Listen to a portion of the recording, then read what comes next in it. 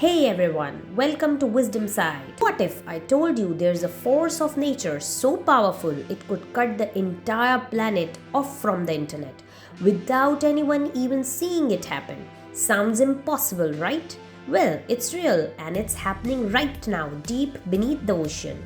We are talking about underwater avalanches. Silent, invisible disasters that are hundreds of times larger than avalanches on land. They move with such a force that they can carve massive trenches into the ocean floor and snap the very cables that keep the world connected. But here's the scariest part, they happen all the time. Let's dive into one of the largest underwater avalanches in history. Picture this. It's 60,000 years ago, off the northwest coast of Africa. A tiny landslide in the Agadir Canyon kicks off a chain reaction. By the time it finishes, this avalanche has expanded to more than 100 times its original size, ripping through 1,740 square miles, an area bigger than 3 New York cities. The force was so immense it hurled boulders 400 feet up the canyon walls. Still with me? Now let's jump to 2020 near the Congo River estuary. This time, flooding and unusually high tides triggered an underwater landslide so massive it carried a third of the sediment produced annually by every river on Earth. The avalanche traveled over 680 miles, snapping two critical internet cables. For days, large part of Africa experienced severe internet outage, affecting millions of people. Here's the hook. These disasters aren't just random.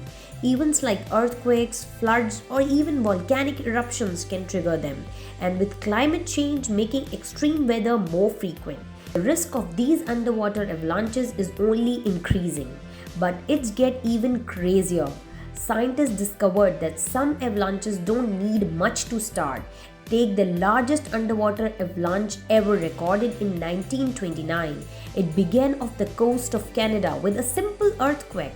The flow raced downhill at 42 miles per hour, snapping 11 seabed cables and even creating a tsunami that killed 28 people.